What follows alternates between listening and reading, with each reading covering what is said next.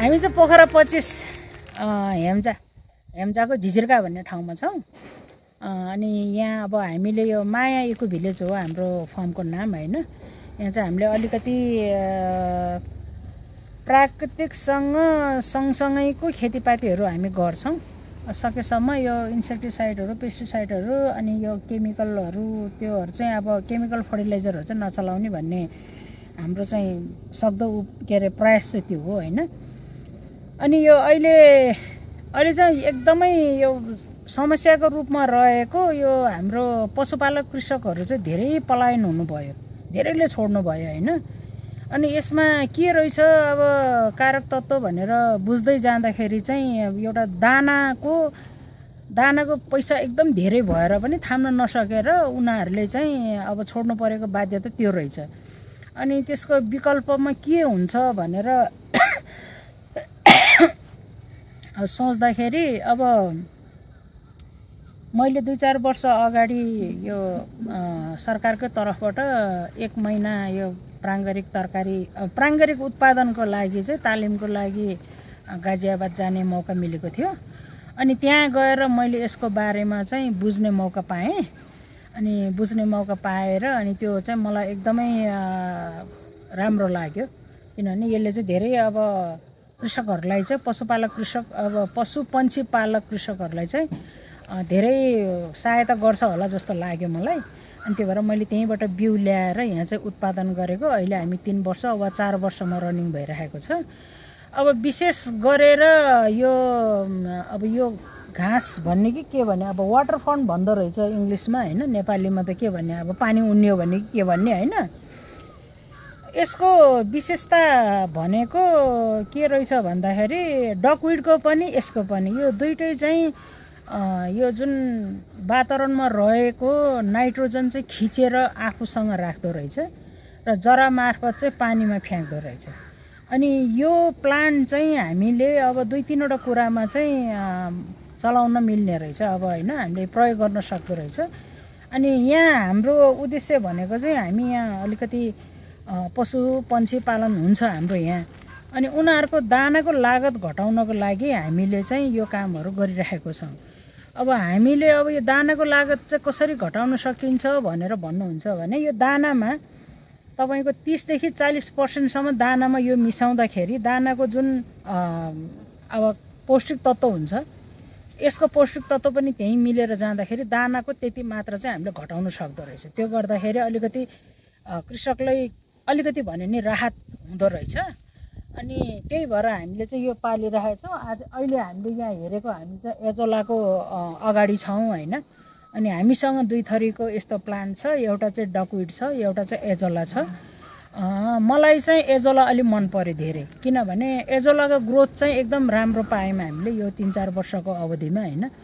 डकविडको पनि ग्रोथ नहुने हैन, डकविडको एकदम स्लो छ ग्रोथ चाहिँ।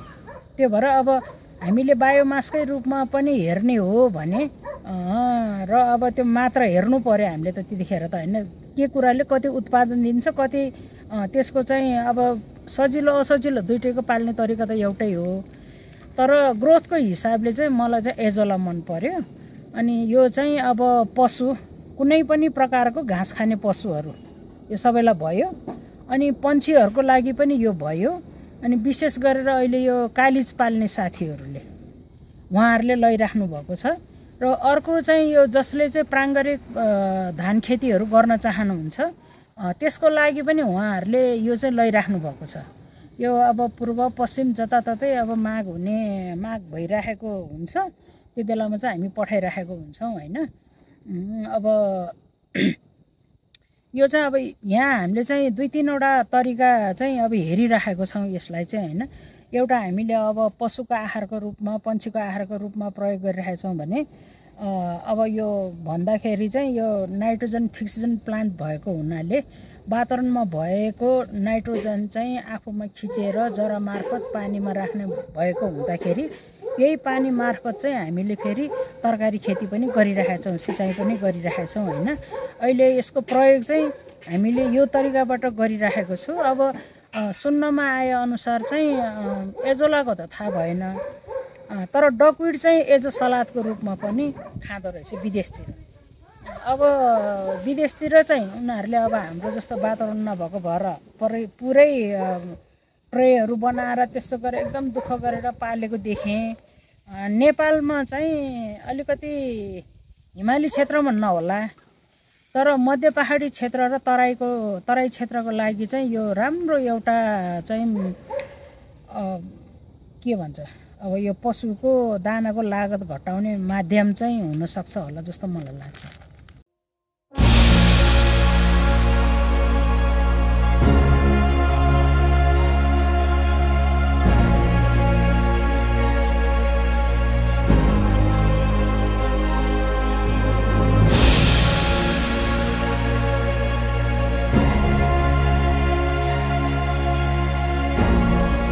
हामी चाहिँ अहिले 1350 मिटर माथि सी लेभलमा छौँ होइन।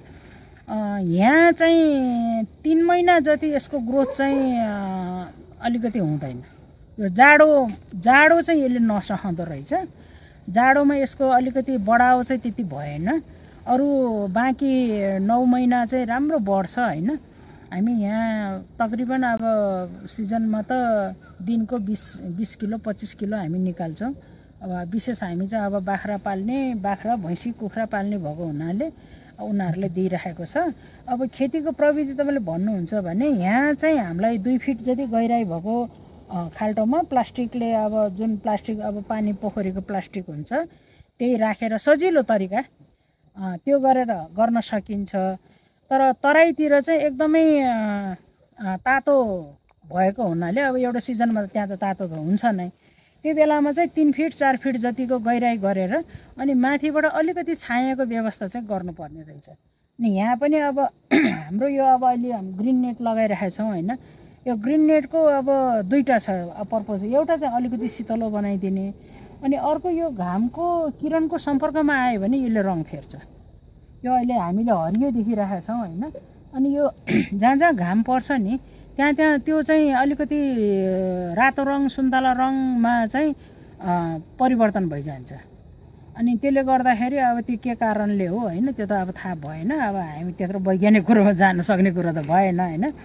हामीले चाहिँ यो ग्रिन नेटहरू लगाएर यसलाई सकेसम्म शीतलो बनाउने, अनि त्यहाँबाट शीतलो पनि बनाउने, अनि सहारी बनाइदिएपछि यसले रङ पनि फेर्दैन, यो हरियोको हरियो रहन्छ। अब त्यसरी चाहिँ गर्न सकिन्छ। अब त्यति साह्रो गहिरो उस चाहिँ छैन। एउटा कुरा चाहिँ यसको अलिकति बढोत्तरीको लागि एउटा राम्रो उपाय चाहिँ के रहेछ भन्दाखेरि यसलाई तपाईँले सक्नुहुन्छ भने दिनमा अलिकति फ्रेस वाटर वा यसलाई चलाइदिनु पर्यो। किनभने यो यिनीहरूको बिउ चाहिँ यसैको शरीरमा हुँदो रहेछ, त्यो नै टुक्रिएर बिउ बन्दो रहेछ। त्यही भएर यसलाई थपक्क राख्ने होइन कि दिनमा एकचोटि पानी सर्र हालेर हामीले चलाइदियो भने त्यो टुक्रिँदो रहेछ। टुक्रिएपछि एकदम छिटो चाहिँ बढ्छ। त्यो भएर सम्भव छ भने दिनको एकचोटि चाहिँ हामीले चाहिँ सर्र पानी हालिदिने वा फ्रेस पानी हालिदिने होइन। त्यो गरिदियो भने एकदम राम्रोसँग बढ्दो रहेछ। अरू अब जल त भइहाल्यो। मलको सन्दर्भमा चाहिँ अब हामी अलिकति केमिकल फर्टिलाइजर नचलाउने भएको हुनाले हामी आफै पनि अब गड्याउँला मल मार्फतै खेती गर्ने हो यहाँ सबै। र गड्याउँला मलमा अलि धेरै विश्वास गर्ने भएर होला हामीले चाहिँ गड्याउँला मल मात्रै चलायौँ। यहाँ गड्याउँला मल चलायौँ होइन। अनि पहिला चाहिँ हामीले भर्खर सुरु गर्दाखेरि नजानेर काँचो मल राख्यौँ। अनि काँचो मल राख्दाखेरि 2टा कुरा भयो। एउटा चाहिँ अलिकति पानी तातिएको बेलामा काँचो मलमा एकदम गाज निस्कियो, अब फर्मेन्टेसन हुने क्रम भएर के भयो त्यो होइन, गाज निस्किएर गजस चाहिँ भयो होइन। अनि अर्को कुरा चाहिँ यो उस जस्तो के भन्छ चूर्ना जस्तो सानो रातो गड्याउँला त्यो निस्कियो। अनि त्यो भएर अनि पछि हामीले चाहिँ होइन गड्याउँला मलमै अब हामी उस गरौँ, त्यहाँ नै अब अलिकति गरी हेरौँ न त भनेर हेर्दाखेरि चाहिँ गड्याउँला मलमा एकदम राम्रो भयो। अनि अहिले हामीले चाहिँ अब कहिले अब यो आफै पनि अब नाइट्रोजन दिने प्लान्ट भएको हुनाले यसलाई अब नाइट्रोजनै चाहिन्छ होला भनेर अतिरिक्त नाइट्रोजन भन्ने कि के भन्ने त्यही अब गाई भैँसीको पिसाबलाई चाहिँ 15-20 दिन चाहिँ राखिदिन्छौँ। अनि राखेपछि त्यो राख्छौँ एउटा। अनि कहिले अब स्लरीहरू पनि अब जुन गोबर ग्यास छ त्यसको स्लरी राख्छौँ। अनि गोबर ग्यास राख्छौँ होइन, के अरे यो गड्याउँला मल राख्छौँ। कहिले कहिले चाहिँ अलिकति धेरै अब छिटो छिटो निकाल्नु पर्यो भने पिनालाई चाहिँ भिजाएर 1-2 दिन पछि चाहिँ त्यो गरेर राख्छौँ। अलिकति तातो राख्दा फेरि धेरै राग निस्केर मर्ने हो कि भनेर डराएर अनि अब 2-4 किलो पिनाहरू राखिदिन्छौँ होइन। त्यति अप्ठ्यारो छैन यो बनाउन सक्यो भने। अलिकति पानी चाहिँ चिसो हुन पर्यो, पानी तातो भयो भने त्यो। अनि त्यहाँबाट कहिले कहिले फेरि एउटा के हुँदो रहेछ भने जस्तो अब हामीले यहाँ चाहिँ यो पोखरीबाट निकाल्नु पर्यो भने यो पोखरीलाई हामी 6 भागमा अब अनुमानित 6 भाग हामी लिन्छौँ होइन। अनि त्यो लिइसकेपछि 1 भाग मात्रै निकाल्छौँ, 5 भाग चाहिँ यहीँ छोड्छौँ होइन। अनि पानी दिन्छौँ। अब त्यो घरिघरि दिइरहनु पर्दैन मल पनि होइन। अनि पानी दिएर छोडिदिएपछि तकरिबन त्यो 3 दिनको दिनमा त्यो जुन हामीले निकालेको 1 भाग छ त्यो चाहिँ पुरा भइसक्यो हुन्छ। त्यति फिँजिन्छ, त्यति फास्ट फिँजिँदो रहेछ। अनि त्यही भएर हामीले चाहिँ यहाँ एउटा पोखरी मात्रै होइन, हाम्रो यस्तो सानो सानो पोखरी चाहिँ 7वटा छ। अनि अलि ठुलो पोखरी चाहिँ हाम्रो प्लास्टिक पोखरी, अब यो 6 मिटर बाई 8 मिटरको प्लास्टिक पोखरीमा पनि हामीले यही खेती गरेका छौँ। त्यहाँ भने अब मजैसँग निकाल्न पाइन्छ। अनि यहाँ भन्यो भने अब हामीले त्यही यसलाई चाहिँ ठ्याक्क अनुमानित यो 6 भाग भयो, अनि 1 भाग मात्रै निकाल्छौँ। अनि अरू चाहिँ फेरि त्यसलाई चलाएर छोडिदिन्छौँ। यो छोडिदिएपछि चाहिँ राम्रो बढोत्तरी हुँदो रहेछ। अब यो पहिला चाहिँ अब पहिला पनि रहेछ हाम्रो नेपालमा। अब हामीले त्यो बेलामा यसको महत्त्व बुझेनौँ, अनि थाहा पनि भएन। अब सुन्नमा आएको अब यसैको बारेमा PhD गरेको यताउताहरू हुनुहुन्छ अरे भन्न सुनेको थियो। अब उहाँहरू कहाँ हुनुहुन्छ त्यो त थाहा भएन होइन। तर अहिले कृषकको स्तरमा हामीले चाहिँ थाहा पाएर, मैले थाहा पाएर अब यो खेती गरेको पनि अब 3-4 वर्ष भयो। मलाई त एकदम राम्रो गरिरहेछ, रिजल्ट पनि राम्रो दिइरहेछ। अब यति हो, यो 3 महिना चाहिँ अलिकति ग्रोथ हुनु गाह्रो।